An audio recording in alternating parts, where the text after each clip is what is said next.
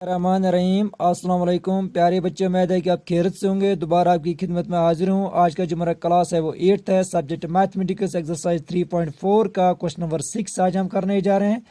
Question number 6 है A B C is a right angular triangle. यहाँ पे जो ये फिगर दी हुई है कहता है ए बी सी एक राइट एंगुलर ट्रायंगल है and O is the mid point of the side opposite to the right angle.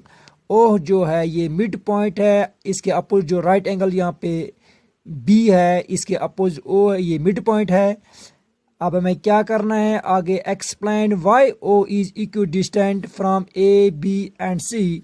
कहता है आप वजह कीजिए जो ओ है ओ क्यों बराबर दूरी पे है ए बी और सी से। The dotted lines are drawn additionally to help you. यहाँ पे जो ये डॉटेड लाइन्स दिखाई गई हैं, खींची गई हैं, इनसे हमें मज़ीद मदद मिलेगी। तो प्यारे बच्चों, मैंने यहाँ पे इस फिगर को बनाया है। अब हम यहाँ पे आगे बिल्कुल इसी तरह हम इसको जो ये ओ बी है इसको हम आगे प्रोड्यूस करेंगे ओ डी तक। मैंने इसको आगे प्रोड्यूस किया ओ डी तक, यहाँ नाम रखता हूँ डी, ताकि जो ओ बी है ओ बी बराबर आ जाएगा ओ डी के। और इस तरह से अब यहाँ से मैं ज्वाइन करूँगा, मिलाऊँगा ए डी को डॉटेड लाइन से मैंने इसको ज्वाइन किया और यहाँ से मैं ज्वाइन करूँगा डी सी को। तो प्यारे बच्चों, इस तरह ए बी सी डी एक रेक्टेंगल बन गई। तो हम यहाँ पे सॉल्यूशन लिखते हैं। सॉल्यूशन में हम लिखेंगे प्रोड्यूस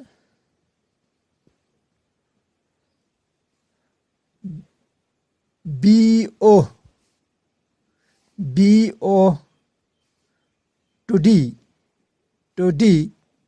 बी ओ को मैंने डी तक प्रोड्यूस किया और सच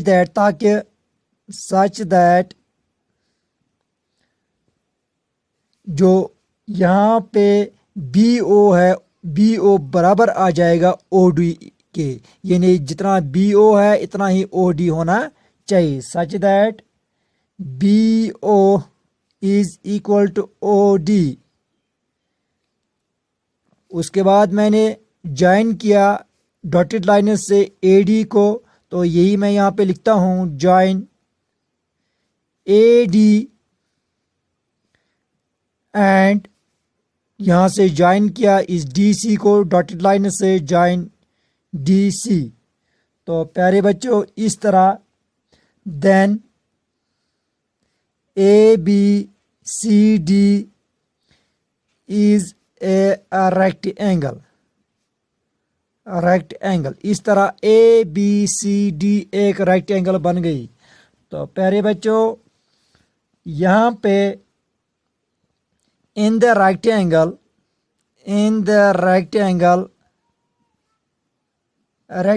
ए B C D its diagonals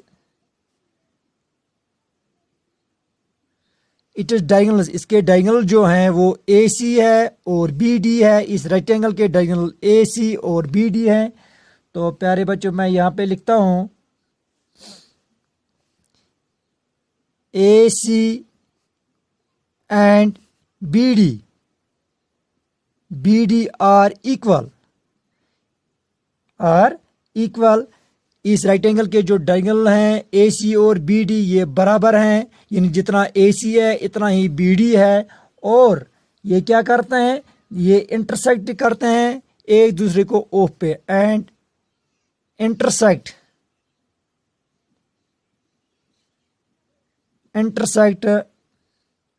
each other at O. एक दूसरे को ओ पे इंटरसेक्ट करते हैं।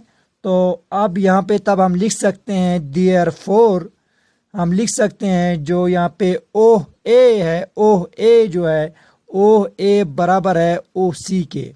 ओ A is equal to O सी। तो इसी तरह एंड हम बोल सकते हैं यहाँ पे जो ओ बी है, ओ बी बराबर है ओ डी के। O B is equal to O D. तो प्यारे बच्चों, बट ए सी जो है, ए सी बराबर है बी डी के, दोनों डायगोनल्स बराबर हैं, तो A C is equal to B D.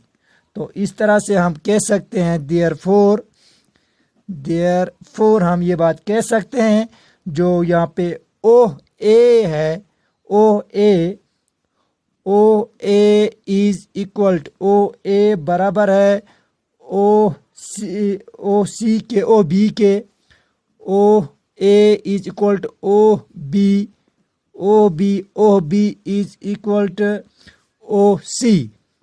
यानी इस तरह से जितना ओ ए है इतना ही ओ बी है, इतना ही ओ सी है, यानी बराबर दूरी पे जो ये ओ है, ये मिड पॉइंट ओ। तो प्यारे बच्चों, 10 हम कह सकते हैं ये बात, 10 O is equidistant from A B and C. तो इस तरह से हम ये बात कह सकते हैं, जो ये ओ है, ओ बराबर दूरी पे है ए बी और सी से, यानी जितना ओ ए है इतना ही ओ बी है, इतना ही ओ सी भी है। तो प्यारे बच्चों, मुझे उम्मीद है आपको ये अच्छी तरह से समझ आया होगा। इस तरह से हमारा ये क्वाड्रिलेटरल्स का चैप्टर कंप्लीट होता है। Thank you. अस्सलाम वालेकुम।